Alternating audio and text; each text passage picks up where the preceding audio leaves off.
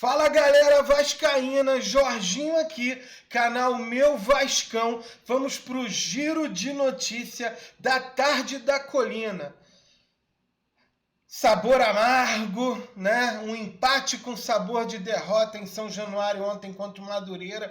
Vamos falar nisso e vamos ver também o que o Diniz acha de tudo isso. Vamos interagir na coletiva do Diniz aí, logo depois da vinheta.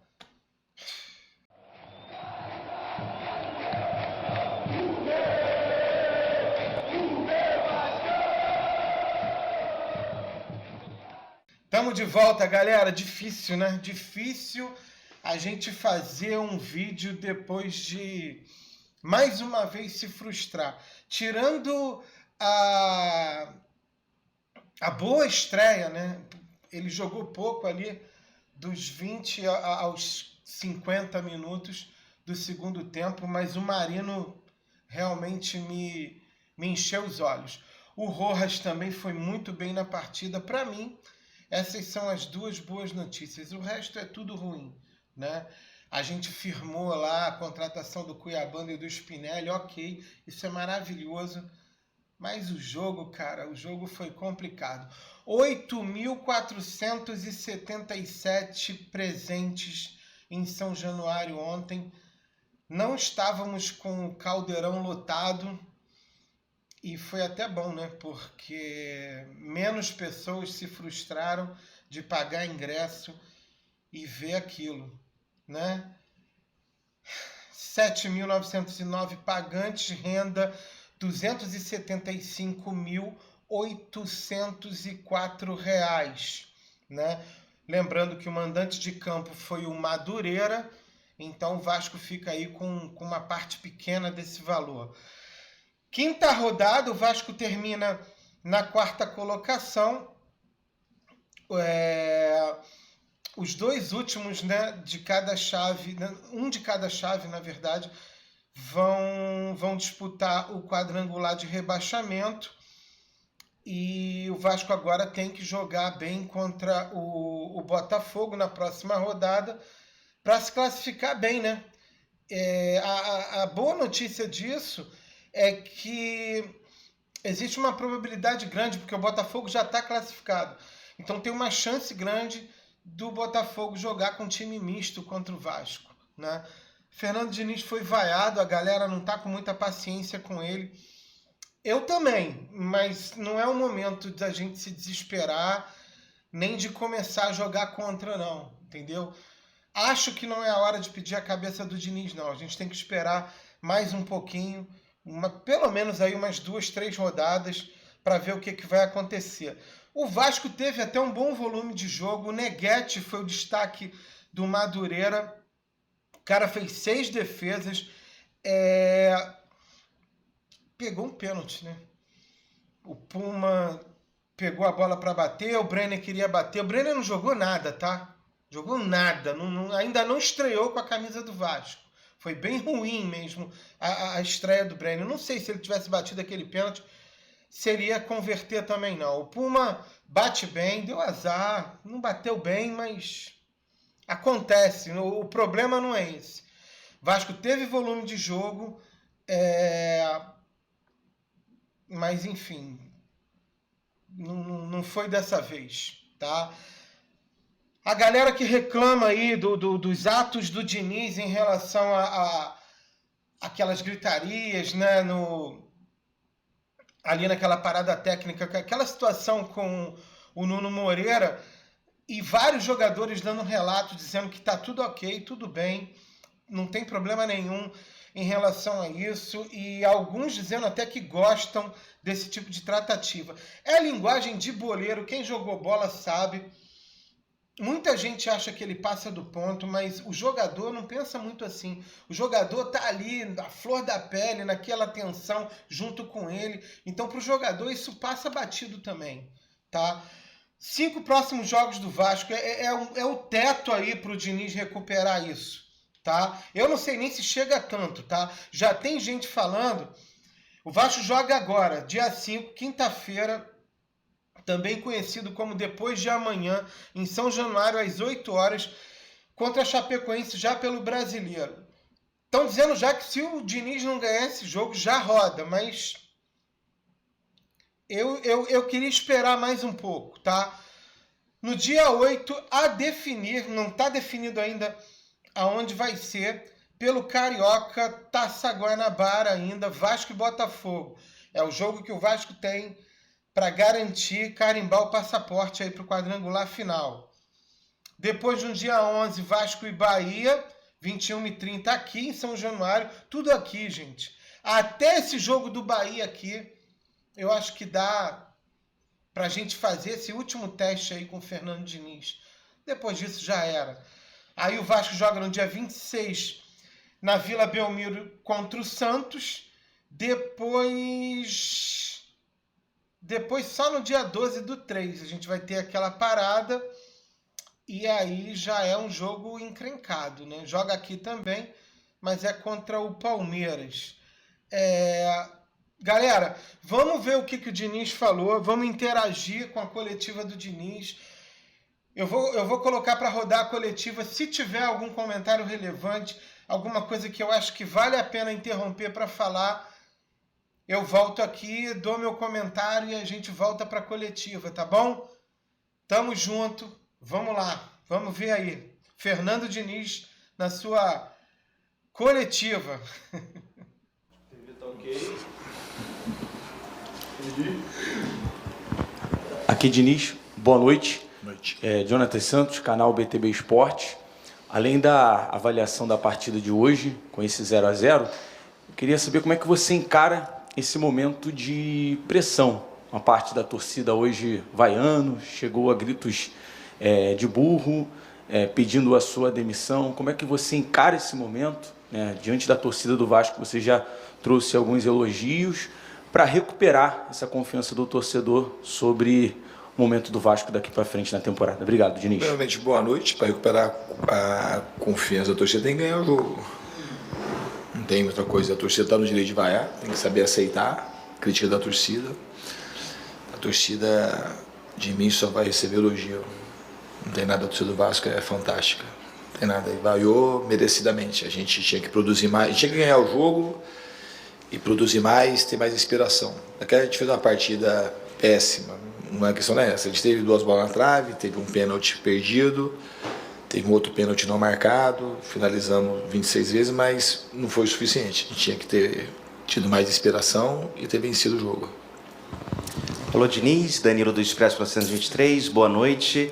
Sobre as mudanças no final da partida, especialmente a saída do Rojas, que foi aplaudido pela torcida. A escolha da saída dele foi por uma questão física, porque ele vinha fazendo uma boa partida, dinâmica, até chute fora da área. E a entrada do David, que eu acho que das entradas foi o que mais apresentou uma disposição ali. O que a gente pode esperar do David, que está ganhando espaço com você, ele em outros jogos não entrou? Obrigado. O David, na realidade, nos treinamentos, ele começou a mostrar melhoria. É um jogador, já falei mais de uma vez, que eu gosto, e de fato ele entrou muito bem hoje. E o Rojas era um dos jogadores que estava também um tempo sem jogar, e foi uma questão física mesmo. Tá? A gente não sabe se ele vai jogar ou não na quinta-feira, mas então a gente tem que pensar no jogo da Chapecoense também. Boa noite, Diniz, Amadeu, dos canais Na Torcida Vascaína e Boteco do Amadeu Vasco. Diniz, o Vasco teve maior posse de bola, maiores finalizações em direção ao gol, maiores chances claras na direção do gol. Qual é essa dificuldade que, quando chega no último terço do campo, de acertar o gol mesmo, a rede, a bola entrar? E uma outra pergunta, se você me permitir, dos 4 pilares que existem dentro do futebol, tático, técnico, físico e mental, os jogadores estão tendo algum problema nessas áreas? Tem como ajustar isso? O mental do Vasco está sendo afetado por esses jogos não muito assertivos, né, com vitórias, como você relatou muito bem, as coisas só vão acalmar com vitórias. Tem esses pilares serem ajustados? Boa noite. Amadeu, sempre tem que ser ajustado, mas eu acho que se pegar só a temporada, final da temporada para cá, como já disse, a gente terminou bem o ano, os 4 últimos jogos. A gente fez um bom jogo do Maricá, mesmo com um jogador a menos. Contra o Nova Iguaçu jogou com o time totalmente modificado. Lá contra o Boa Vista foi ok, fizemos uma partida horrorosa contra o Flamengo, primeiro tempo, horrível, né? E contra o Mirassol a gente fez um bom jogo, um jogo equilibrado, a gente teve chance de ganhar, chance de perder como perdeu ou de empatar, mas foi um jogo equilibrado que o time teve uma postura decente. Hoje, com as mudanças que a gente promoveu, a entrada do Brenner, para ver como é que no treinamento foi bem, mas ver como é que ele ia se sentir no jogo, do próprio Rinestrosa depois, o Rojas que está chegando agora. E uma coisa que a gente ainda vai se adaptar aos poucos é a perda do Ryan. Porque se a gente avaliar, o Ryan fazendo o que ele estava fazendo no ano passado, mas a tendência é que ele ia fazer mais coisas esse ano, a gente teria uma situação mais tranquila em termos de resultado. Isso é um fato que a gente não pode negar. E a gente agora vai se ajustar sem a presença do Ryan. Mas está chegando gente, a gente tem que treinar, tem que melhorar, mas é questão de tempo. Hoje era um jogo que naturalmente, pelo que aconteceu no jogo, era um jogo de vitória. Era um jogo, o Vasco não foi brilhante, mas era um jogo, pelo que produziu, era para vencer o jogo, pelo menos de 2-0. Diniz, boa noite. Ele tá... Pelo menos ele, dessa vez, ele assistiu o mesmo jogo que a gente, né? Tá com uma postura humilde, foi vaiado e disse que a torcida tá certa. Lamentou a ausência do Ryan, elogiou o Rojas, falou do volume de jogo. E é isso, ele tá conduzindo bem a entrevista até aqui. Do podcast Cruz Maltino. Eu queria uma avaliação sua, claro, diante das estreias de hoje, tanto do Brenner quanto do Hinestrosa, o Marino, né, que ele quer ser chamado Marino, como sempre foi. E tanto na imprensa local quanto na imprensa internacional está falando muito sobre a chegada de 2 jogadores do Vasco, Cuiabano e Spinelli. E agora também, na imprensa internacional, surgiu o nome do Souza, né, o volante do Racing. Algo de verdade sobre o Souza e, claro, o Cuiabano e também o Spinelli. Eu não vou comentar sobre os nomes no mercado, mas a gente está trabalhando internamente para reforçar de maneira pontual e com bastante critério. Em relação, você perguntou sobre as estreias, né? Eu acho que assim, era esperado, o Brenner e o Rinestrosa, tanto um quanto o outro, já faz tempo que não joga, eles chegaram, eles colocaram à disposição no treinamento, eu achei que era ok. E eu acho que são jogadores que têm muita qualidade e a gente espera que rapidamente eles consigam entrar na melhor forma. Mas de qualquer jeito foi bom eles poderem ter estreado, sentir essa atmosfera de São Januário, o gramado que eles vão jogar muitas vezes. E a tendência é de melhora para os dois. Boa noite, Diniz. Ele não comenta sobre o Cuiabano e o Spinelli, mas a gente sabe que já está fechado, todo mundo já divulgou. Inclusive hoje, segundo as informações que a gente colheu, já estão trocando papelada e a qualquer momento aí já estão embarcando para o Brasil. Falou da estreia do Brenner e do Marino. Para mim só o Marino estreou, o Brenner não estreou ainda. E vamos lá. E Sérgio Quinte, canal Atenção Vascaínos. Eu queria te pedir uma explicação sobre uma situação específica. No primeiro tempo, em muitos momentos, nós vimos o Puma do lado do Brenner praticamente como um segundo atacante, outras vezes o Piton, em alguns momentos os 2 laterais dentro da área, fazendo com que os zagueiros abrissem bastante, como laterais, para cruzar a bola e tendo só os volantes na entrada da área, né, para um possível contra-ataque. Eu queria te perguntar, você acha que vale a pena o risco de tomar um contra-ataque e ter uma defesa tão exposta, tão aberta, para uma jogada em que os zagueiros cruzam essa bola de forma antecipada e que muitas vezes acaba não dando certo? E, se me permite, você muitas vezes fala em coletiva que o time, quanto mais organizado ele tiver, ele está mais próximo de fazer o gol. O Vasco terminou o final atacando, mas desorganizado. Você acha que o time do Vasco terminou desorganizado com as mudanças que você fez no segundo tempo? Obrigado. Eu acho que terminou mais organizado pelo afã de fazer o gol. Obviamente tem um pouco a ver com as mudanças, mas quando se arrisca a fazer o gol, por exemplo, uma chance clara que a gente teve foi um cruzamento do Andrés quando ele estava de lateral. Foi o cruzamento que ele acertou. E quase que o Cuesta fez o gol.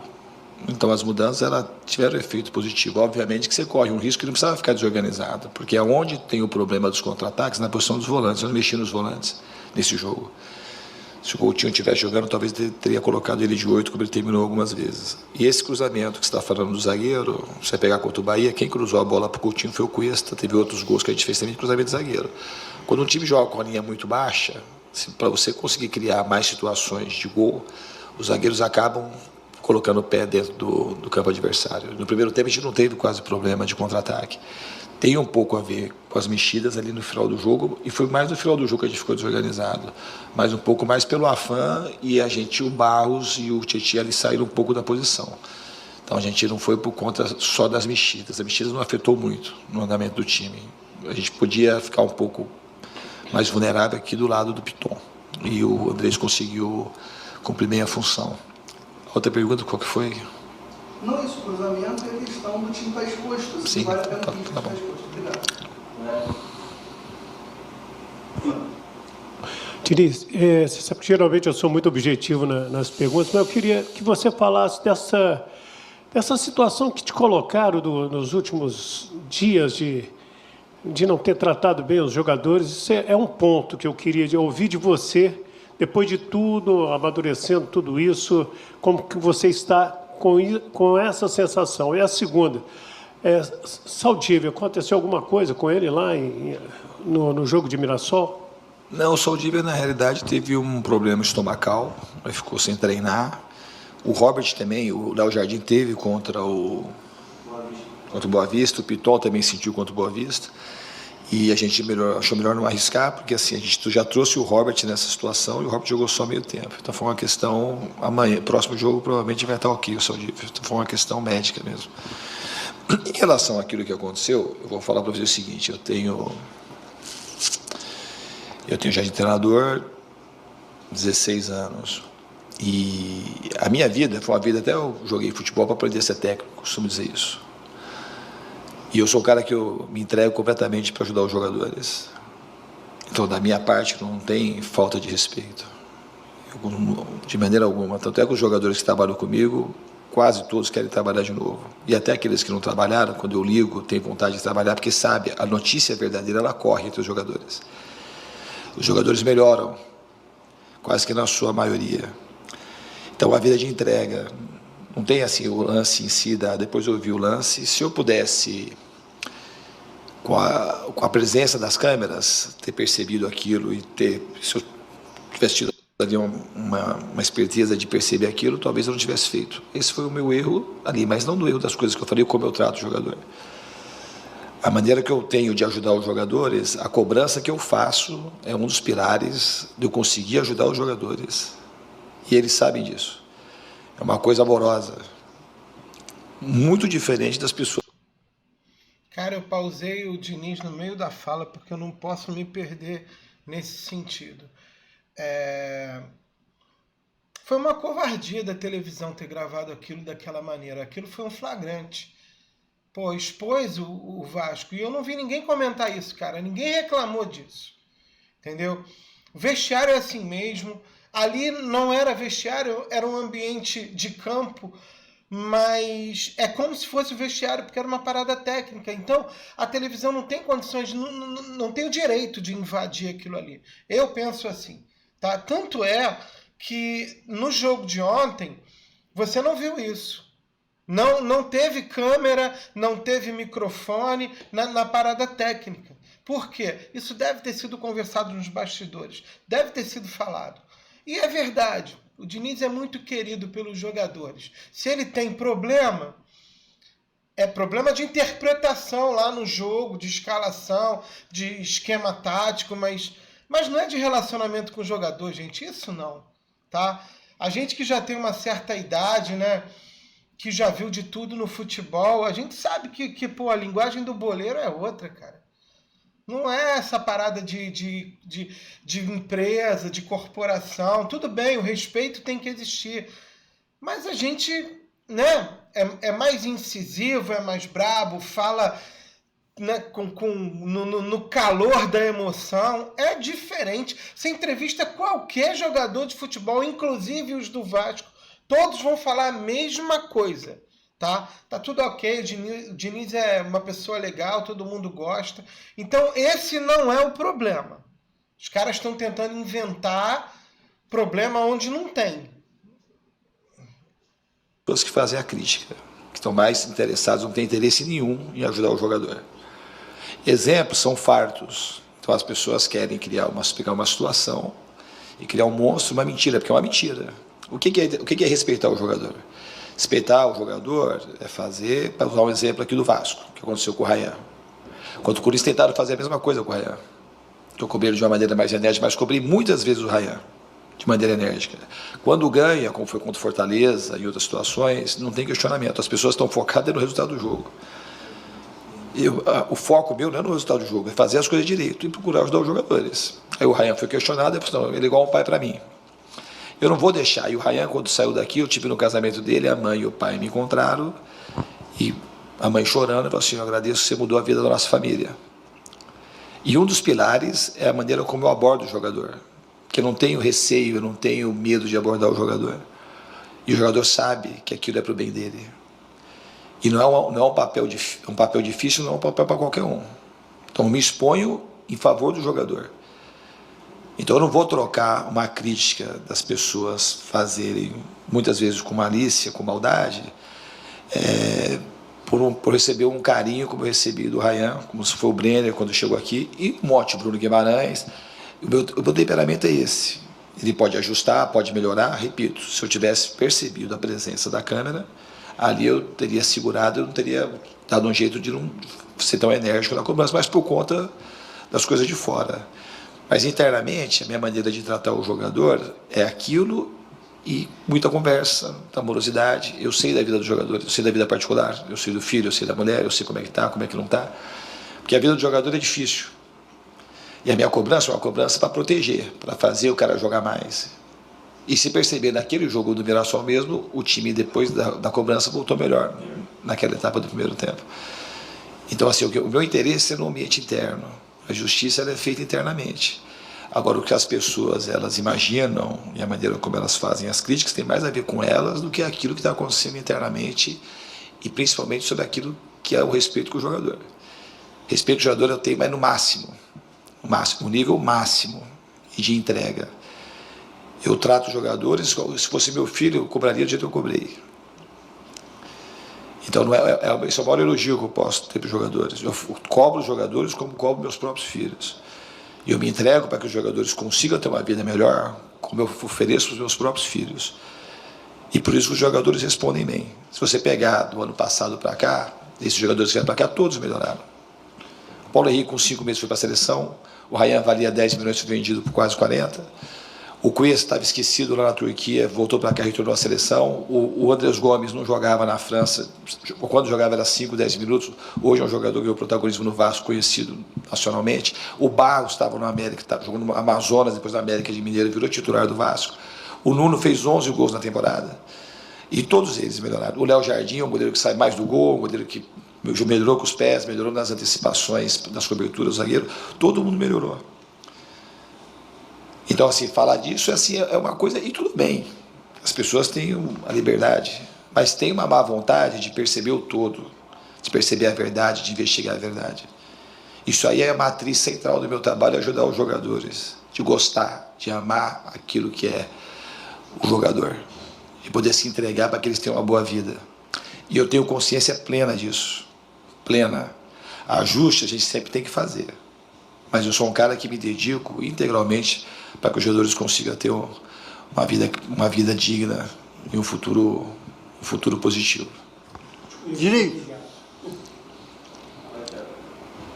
Diniz, boa noite, Thiago Tostes. No olhos frios da estatística, menos 50% de aproveitamento. Né? Por que está faltando para um aproveitamento ficar melhor, os jogadores seminarem melhor o que você quer passar? E outra coisa, o Vasco está com 2 competições simultâneas, o Carioca e o Brasileiro. Vai priorizar alguma competição? A gente não está priorizando. Obviamente que nesse começo de temporada a gente tem conseguido rodar um pouco os jogadores que a gente acha necessário.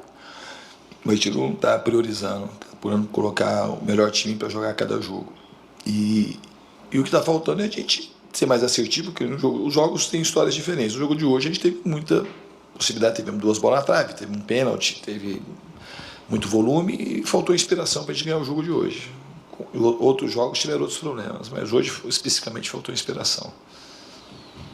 Boa noite, Fernando Diniz. Aqui é Tim Homer do canal Oswaldo Cruz Maltino, juntamente com o Rádio Conexão Total. Fernando Diniz, os jogadores que você ligou, trouxe para o Vasco, Marino e Brenner, creio que a sua intenção é criar um esquema de jogo para que eles possam desenvolver a sua forma tática. Caso não dê certo o jogo tático com eles, você pretende mudar a sua forma tática de jogar com adversários que jogam em linha alta, pressionando o Vasco na zaga, ou o esquema que você monta é aquele e não tem pretensão de mudar de forma alguma? Boa noite, obrigado. Boa noite. O esquema muda sempre, a maneira de jogar muda muito.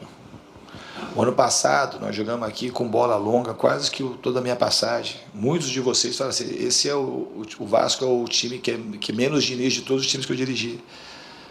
Só quem não quer ver, pô. Agora, assim, a gente agora está melhorando a saída, né? Nós erramos, mas a gente erra para ir consertando. Não tem uma coisa que você vai fazer, você vai sair jogando, uma hora vai errar. Nós erramos aquela saída, era uma saída de quando a gente tomou o gol do Mirassol, uma saída de fácil correção. E o nosso gol também, a gente roubou uma bola na saída do Mirassol. Os times que se propõem a jogar, uma hora vai errar. A gente roubou mais bola do Mirassol do que o Mirassol roubou bola nossa. A gente saiu várias vezes contra o Mirassol de maneira limpa. Só que ficou registrado a bola que a gente perdeu e tomou o gol. O time está evoluindo na saída. E o time vai sair, o time vai ter que ficar inteligente e saber sair mais curto, sair mais longo, sair com a bola média. O time sai. É um rótulo que cria o que não confere muitas vezes a realidade. Contra o Flamengo a gente variou também. Saiu curto, saiu longo.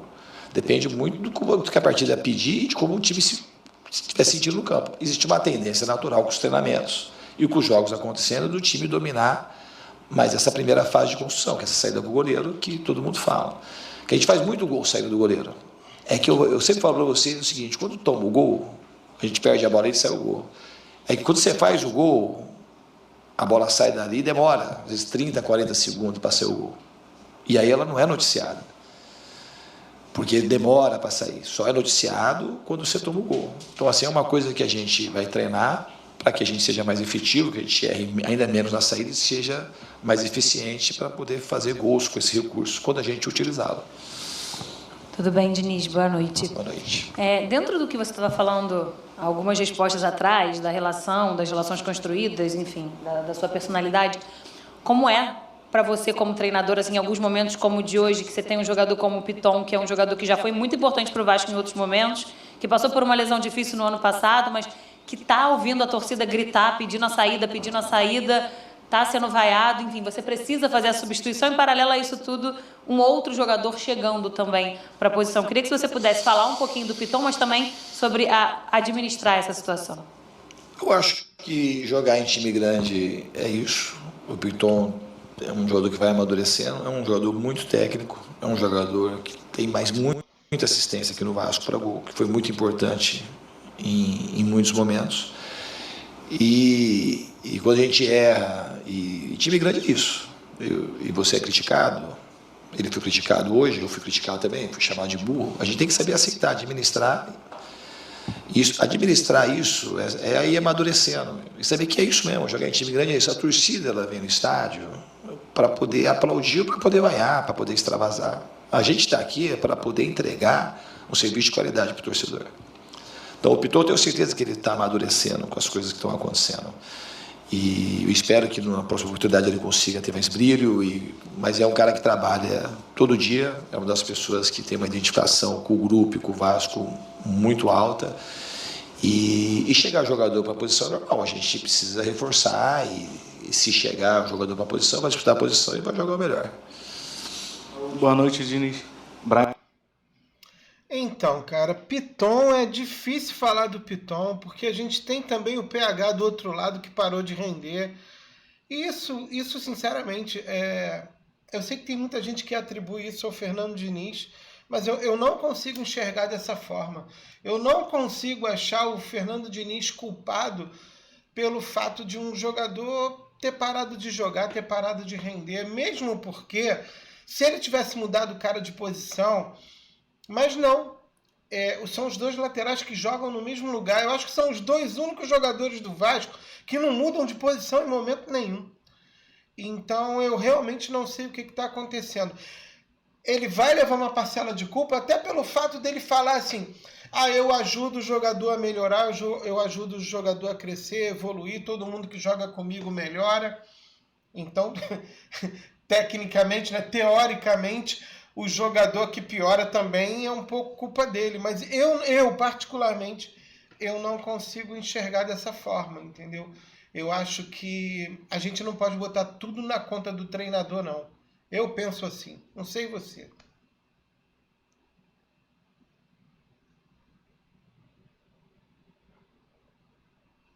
Colina 1927. Eu queria perguntar sobre o planejamento da lateral esquerda agora. Saiu notícias, né, que o Vasco fechou com o Cuiabano, é um jogador que o Vasco está fazendo um grande esforço para trazer. E o Vasco tem no elenco o Piton e o Vitor Luiz. Eu queria saber como fica o planejamento com esses três laterais e o João Vitor também jogando na lateral. O Vasco vem tendo bastantes opções e pelo investimento que fez no Cuiabano, parece ser um jogador que chega para ajudar, né, bastante, ser, quem sabe, um titular. Eu queria saber como fica o planejamento com esses três laterais, 4 no caso. A gente vão disputar a posição e vai jogar o melhor. É sempre bom ter no elenco um jogador de qualidade. Se confirmar a vinda de um jogador como o Cuiabano, é um ganho muito grande para o Vasco. Obrigado, Diniz. Boa noite a todos. É uma boa coletiva. Foi uma boa coletiva e eu fiquei satisfeito. Fiquei satisfeito. A gente sabe que não teve o resultado esperado, mas pelo menos ele viu o mesmo jogo, não comprometeu. E é isso. Vida que segue. Então, galera, foi isso. Entre mortos e feridos, salvaram-se todos. Temos aí chance contra o Botafogo. Vamos na quinta para o jogo da Chape. E a gente volta aí com a noite com o gigante, a noite do gigante. Às 18 horas estamos juntos. Fica comigo, faz a tua inscrição no canal. Você que não é inscrito ainda, deixa o like, deixa o teu comentário. E vamos crescer juntos, gente. Valeu, galera. Tamo junto. Fui.